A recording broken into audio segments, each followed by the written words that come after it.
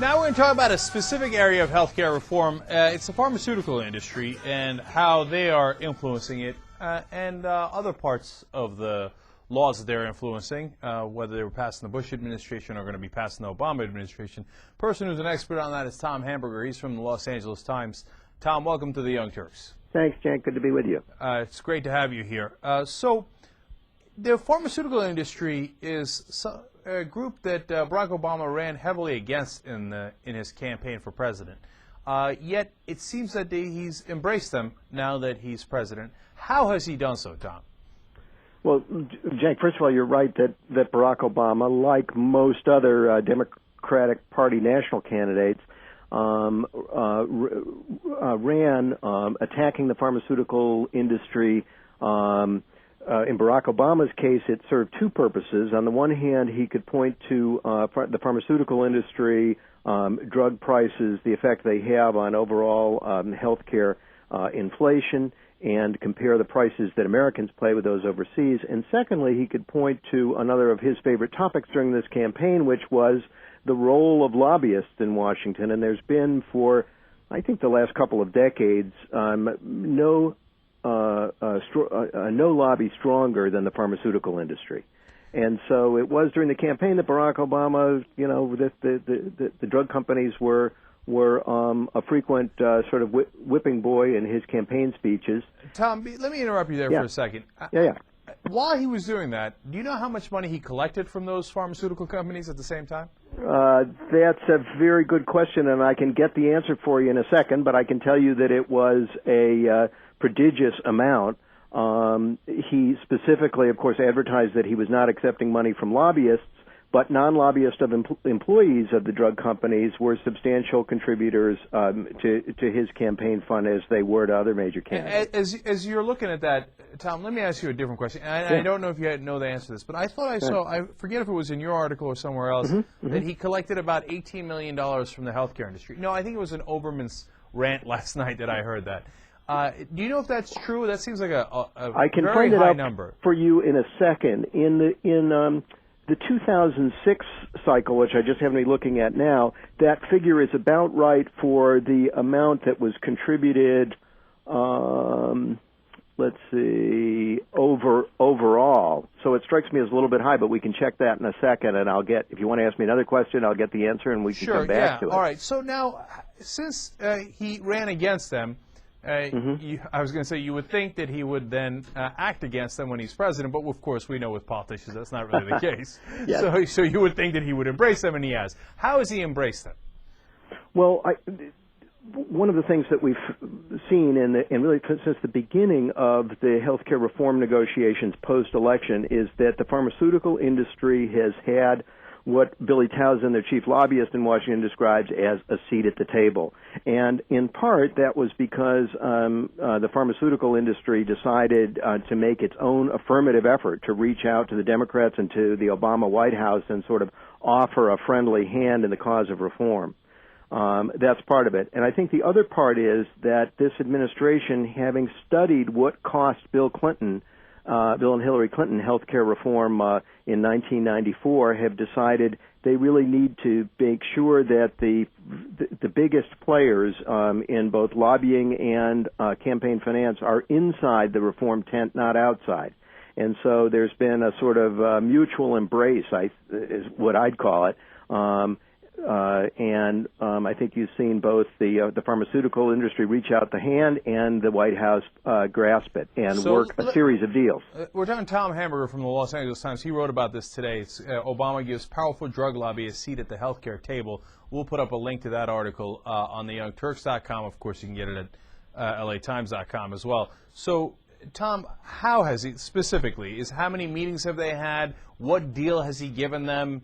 And we'll get later into whether that deal makes sense or not. Okay. There have been really since, as I said, since the election and even going back to the transition period, probably dozens of lobbyists with representatives of that industry. It was somewhat ironic that Billy Towson, who is the former Louisiana congressman who acts as chief lobbyist for the Industries Association, which is called PhRMA in Washington, had, at least by the accounts of records that have been made public since inauguration, 6 meetings inside the White House, inside the executive offices of the president. What's somewhat surprising about that is that during the campaign, then Senator Obama specifically targeted Towson as an example of the kind of Washington influence peddler who was cutting deals that benefited the industry but not the American public. But he has been inside the White House, and the deal that he described, and we had an interview with him, which is part of today's story. He described working with both Senator Baucus in the Senate and top White House officials to work out a specific agreement that would, on the one hand, require the pharmaceutical industry to commit to about $80 billion in savings that could be scored by the Congressional Budget Office, savings that could be registered over 10 years to help pay for reform. In exchange, what Towson has told us and others have confirmed, or I should say at least not denied, is that there was an agreement on 2 specific things that the pharmaceutical industry was concerned about. One was that there will not be specific or explicit legislative permission for the Medicare drug program to negotiate prices with the pharmaceutical industry. This is something that the drug companies have long feared. They don't like it. They see it as tantamount to price setting.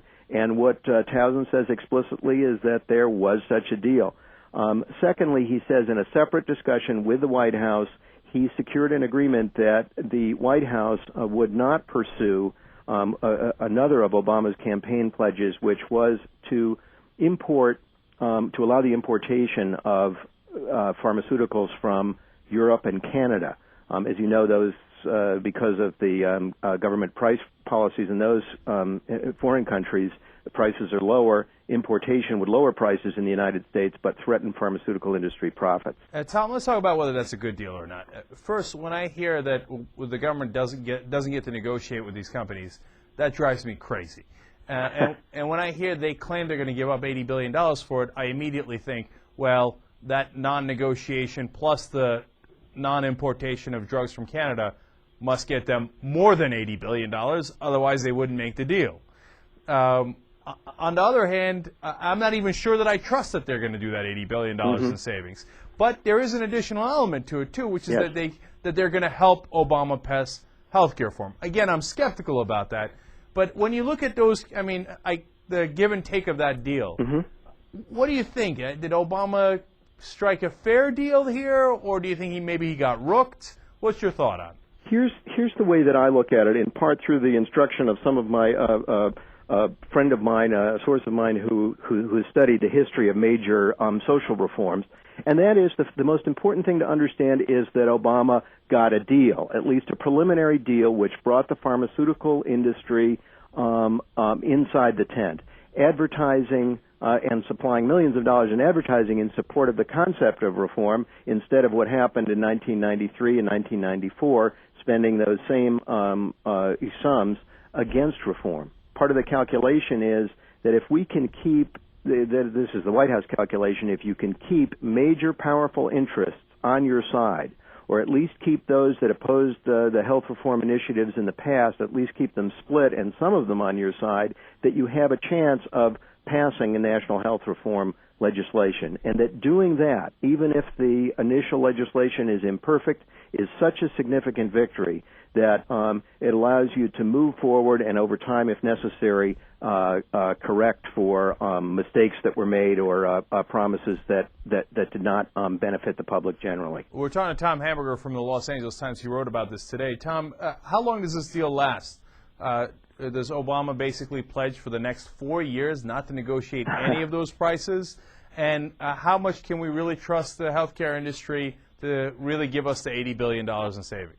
Cenk, those are good questions, and the first thing I need to say, very important, is that while the White House generally confirmed that there were discussions about the second part of the agreement, that is that the Obama White House would not pursue, at least for the time being, the idea of importing from Canada or Europe, they declined to comment on whether there was a deal on price negotiations. So exactly what the outline of exactly what this agreement is, we don't know, and exactly what this the terms are, we don't know. Except we have Billy Towsend's account, and there doesn't appear to be anything in writing.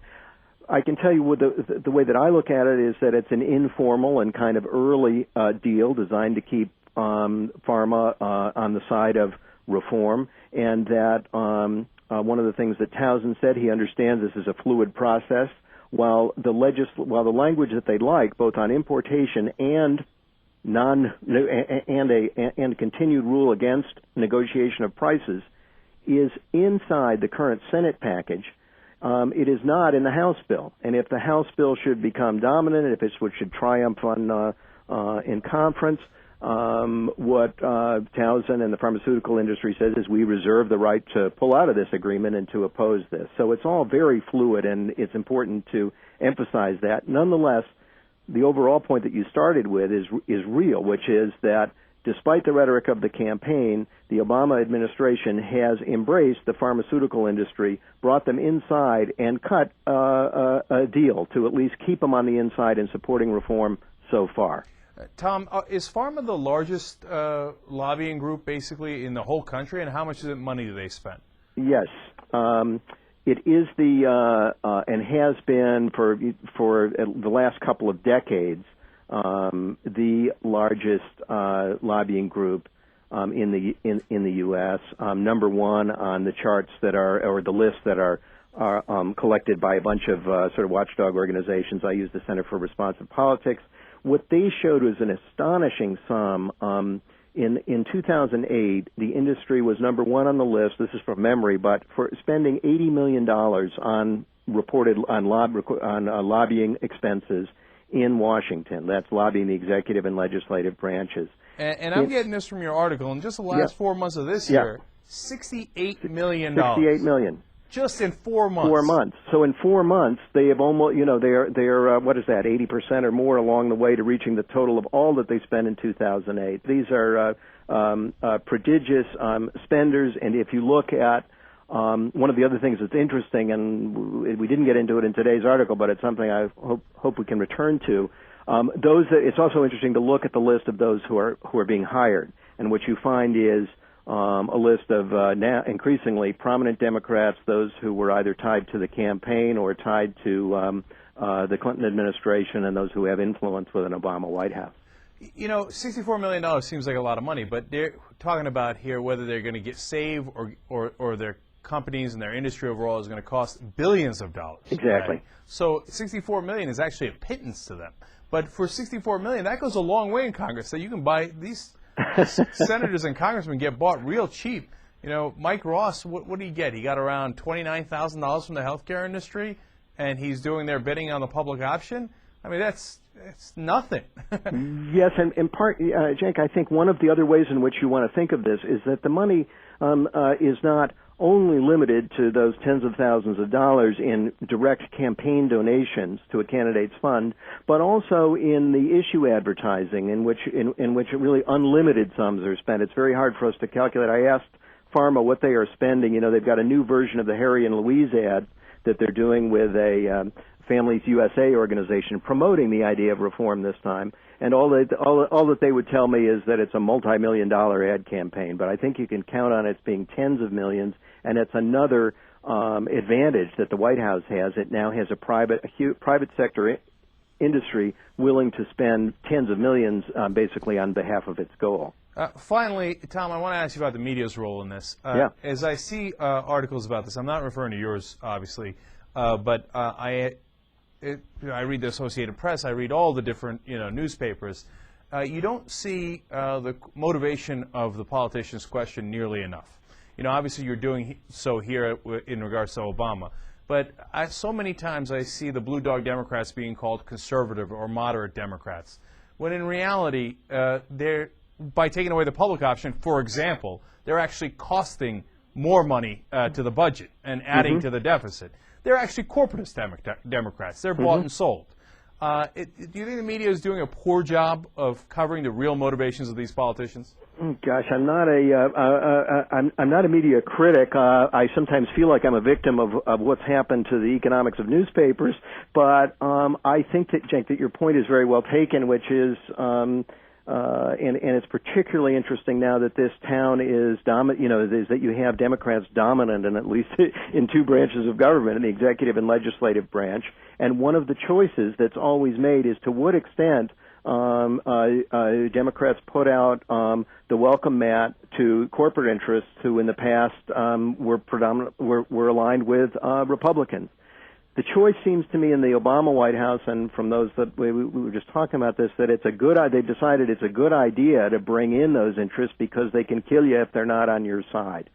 On the other hand, it's maybe worth noting that until 2008 cycle, the pharmaceutical industry gave overwhelmingly to Republicans, and during the Bush presidency, the figures were like 75% to Republicans, and suddenly they become allies of the Democratic Party. Gee, I wonder why. All right, Tom Hamburger from the LA Times. Really appreciate you coming on the Young Turks. Thanks. Good to talk with you. Absolutely. Can't get enough of the Young Turks? Well, then subscribe to the TYT's YouTube channel.